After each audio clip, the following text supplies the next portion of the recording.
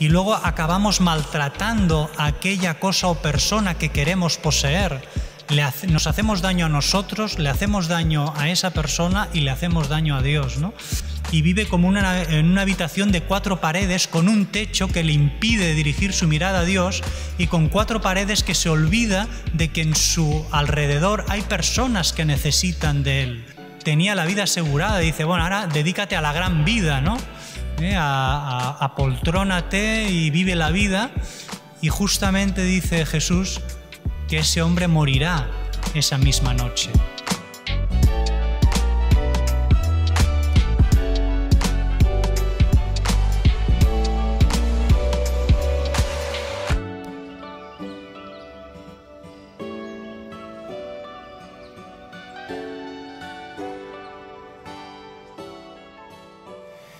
El Señor esté con vosotros.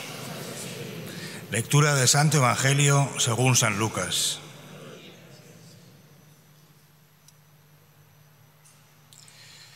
En aquel tiempo dijo uno de entre la gente a Jesús: Maestro, dile a mi hermano que reparta conmigo la herencia. Él le dijo: Hombre, ¿quién me ha constituido juez o árbitro entre vosotros? Y les dijo: Mirad, guardaos de toda clase de codicia, pues aunque uno ande sobrado, su vida no depende de sus bienes. Y les propuso una parábola. Las tierras de un hombre rico produjeron una gran cosecha, y empezó a echar cálculos diciéndose: ¿qué haré? No tengo dónde almacenar la cosecha. Y se dijo: haré lo siguiente: derribaré los graneros y construiré otros más grandes, y almacenaré allí todo el trigo y mis bienes. Y entonces me diré a mí mismo: alma mía, tienes bienes almacenados por muchos años. Descansa, come, bebe, banquetea alegremente. Pero Dios le dijo: necio, esta noche te van a reclamar el alma, ¿y de quién será lo que has preparado? Así es el que atesora para sí y no es rico ante Dios. Palabra del Señor.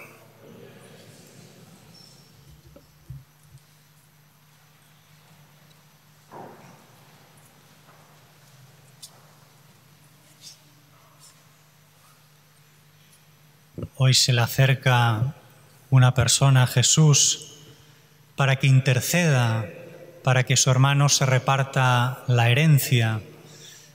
Y realmente, bueno, el tema de la herencia es un tema muy delicado, ¿no? Porque seguramente conocemos todos familias, ¿no?, que han quedado divididas, desunidas, ¿no?, precisamente por culpa de la herencia.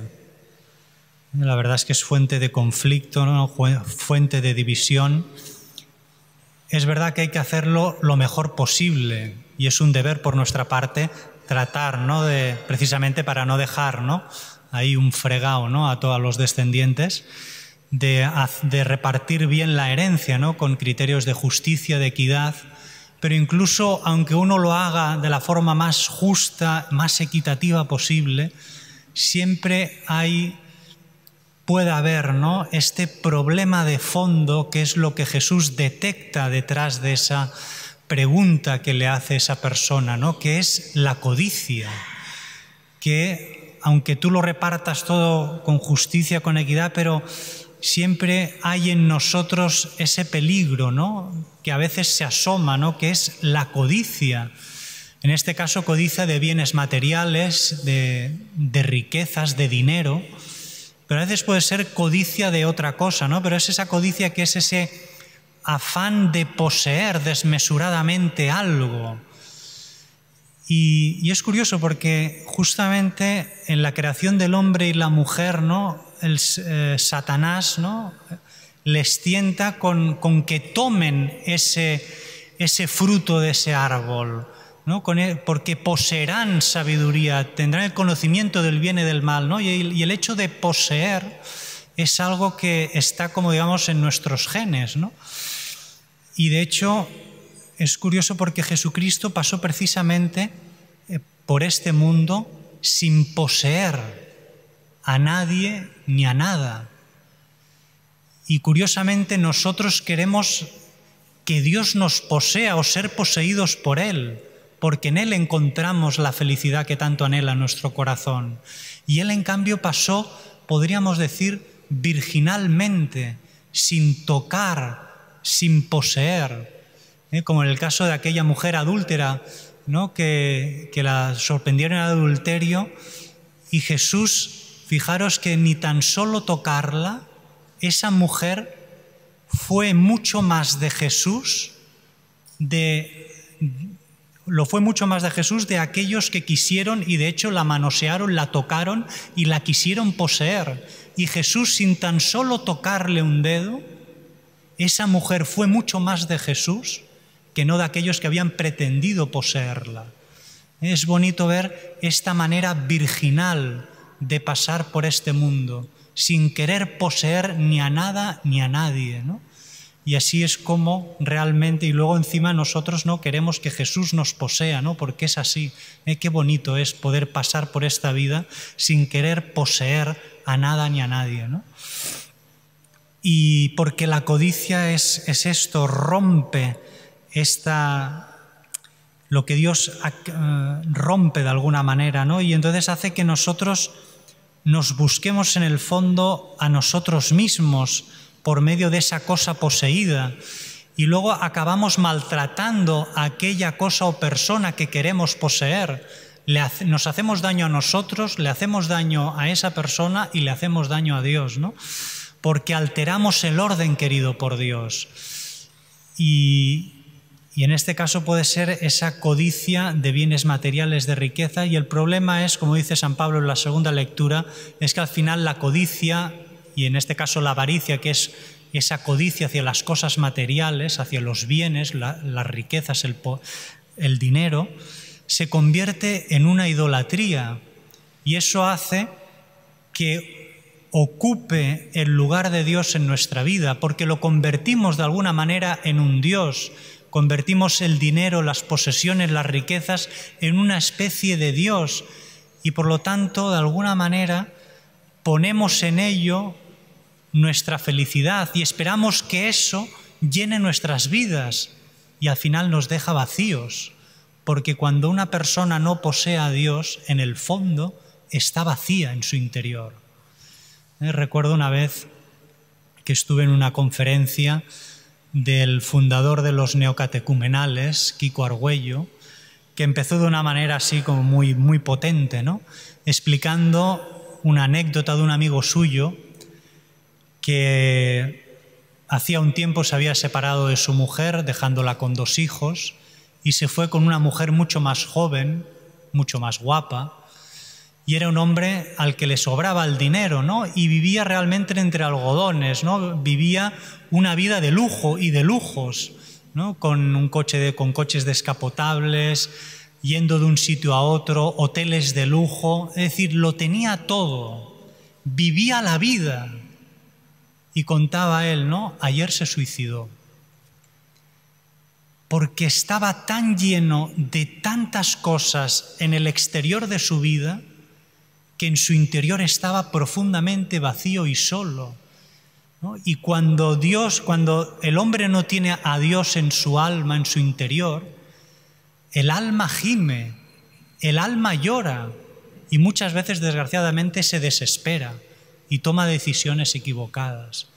Porque cuando uno no está lleno de Dios en su interior y se intenta llenar de cosas que no son Dios, se llena en lo exterior, pero en su interior está vacío, porque nuestra alma ha sido creada para Dios y solo en Dios puede encontrar esa felicidad que tanto anhela, que tanto busca y que solo se encuentra en Dios, ¿no? Y cuando en lugar de abrirse el alma a Dios y así poder ser llenada por Dios y poner su vida a disposición de Dios para servicio y en servicio de los demás, y busca otra cosa que no es Dios, entonces es como que se cierra a sí misma y vive como en una habitación de 4 paredes con un techo que le impide dirigir su mirada a Dios y con 4 paredes que se olvida de que en su alrededor hay personas que necesitan de él, que necesita que comparta también sus bienes con aquellas personas que lo necesitan. El problema no es que no solo no comparta, es que ni tan solo se da cuenta, como el rico de aquella parábola, que no solo no es que diera migajas a Lázaro, que estaba en el portal de su casa día y noche, es que ni se dio cuenta que tenía un pobre en su casa. Este es el problema de la idolatría, de que te fijas tanto en una cosa que te olvidas de Dios y de los demás, un poco como este personaje, ¿no?, del Señor de los Anillos, de Gollum, que está solo por el anillo y solo existe el anillo y todo desaparece todo lo demás y se va empobreciendo, se va empequeñeciendo, se va deformando cada vez más. Porque cuando algo ocupa el lugar de Dios y no es Dios, esto es fatal. Porque además sucede una cosa, que es que se pervierte el orden querido por Dios, que se resume en esa frase dicha por Jesucristo: buscad primero el reino de Dios y todo lo demás se os dará por añadidura. Y entonces resulta que dejamos a Dios de banda y buscamos algo que no es Dios, pretendiendo que eso nos dé la felicidad, ¿no? Y eso es un error tremendo, porque te deja profundamente vacío y has pervertido el orden querido por Dios. Dejas de buscar a Dios y las cosas de Dios y empiezas a buscar aquello que Dios te daría por añadidura, porque sabe, como dice Jesús, que Dios Padre sabe de qué tienes necesidad. Tú dedícate al reino de Dios y lo demás se te dará por añadidura, pero nos es tan difícil confiar en Dios que acabamos buscando por nosotros mismos lo que Dios nos daría por añadidura y acabamos olvidando lo que Dios nos ha pedido que busquemos, que es el reino de Dios. Y esto es lo que hizo Jesucristo, buscar el reino de Dios, o sea, que Dios fuera conocido, amado y servido de todos. Y esto es lo que tenemos que hacer en nuestra vida. Y en primer lugar, nosotros conocer, amar y servir a Dios. Por eso es importante, decíamos la semana pasada, de buscar ese tiempo de oración para estar a solas con Dios, para poder conocerle, amarle y luego servirle mucho mejor. Y eso necesitamos encontrar ese espacio de tiempo para Dios, porque así estamos buscando el reino de Dios. Dios está siendo conocido, amado y servido por nosotros y ayudaremos a que otras personas también conozcan, amen y sirvan al Señor. Y todo lo demás, que sabe Dios que tenemos necesidad, se nos dará por añadidura. Pero nosotros nos es tan difícil confiar en el Señor y abandonarnos en el Señor. En el fondo es lo que dijo Jesús: si no os hacéis como niños, no entraréis en el reino de los cielos. Porque al no ser como niños, confiáis en vuestras fuerzas, queréis conseguir cosas que Dios os daría por añadidura, las queréis conseguir por vosotros mismos y acabáis haciendo de esas cosas una especie de dioses que os hacen olvidar de Dios y entonces pervertís todo el orden que Dios quiere para nuestras vidas. Y es lo que dice Jesús en la parábola, ¿no? Que ese hombre se pensaba que por tener muchos bienes tenía la vida asegurada. Dice, bueno, ahora dedícate a la gran vida, ¿no? Apoltrónate y vive la vida. Y justamente dice Jesús que ese hombre morirá esa misma noche, ¿no? Y entonces es como decir, ¿cómo no, con los bienes materiales y con la codicia no solo los pones como garante de tu felicidad, sino que además pones en ellas tu confianza y tu seguridad, como si tu vida dependiera de los bienes que tienes. Y resulta que esta noche a ese hombre le pedirán cuenta de su vida, ese día morirá, ¿no? Como diciendo, vosotros tenéis que poner vuestra confianza no en las cosas de este mundo, que sabe Dios que tenéis necesidad y se os dará por añadidura si realmente buscáis en primer lugar a Dios, sino vosotros poner la confianza en Dios, como un niño pequeño que pone su confianza en sus padres, su vida depende de sus padres, no puede salirse por sí mismo en la vida, sino que confía plenamente y su vida depende de sus padres y de lo que sus padres hagan por él. Así tiene que ser nuestra relación con Dios, como ese niño pequeño que apenas sabe caminar y que confía plenamente en sus padres y que su vida depende única y exclusivamente de sus padres.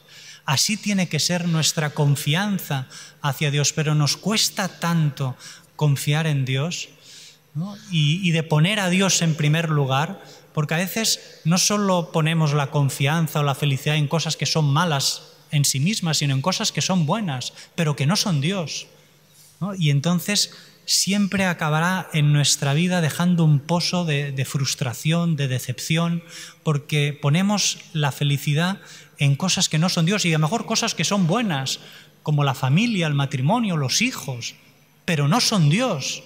Y al final te acabará dejando un pozo de amargura, porque no son Dios.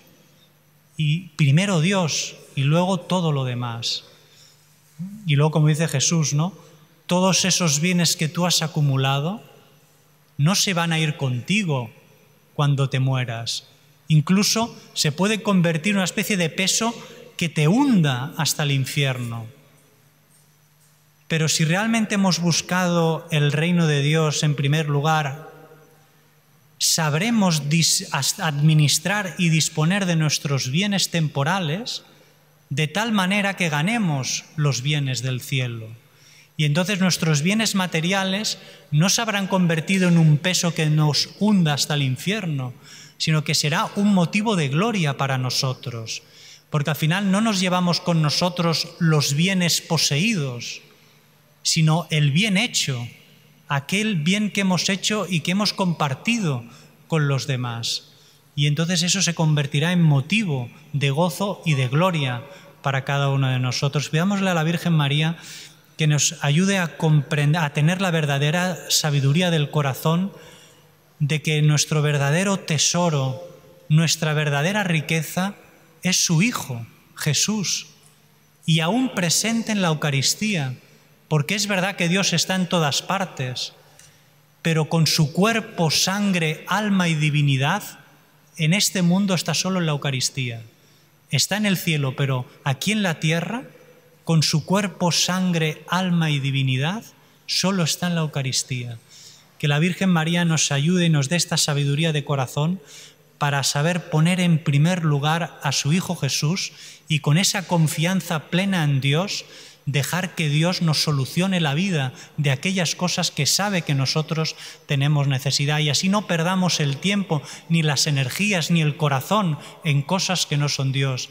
Que la Virgen María nos ayude a tener ese correcto orden de prioridades y de afectos, para que nuestro corazón no se enganche a cosas o personas de este mundo, sino que lo tengamos libre para Dios, y así podremos amar más y mejor no solo a Dios, sino también a las personas de este mundo, a las cosas de este mundo.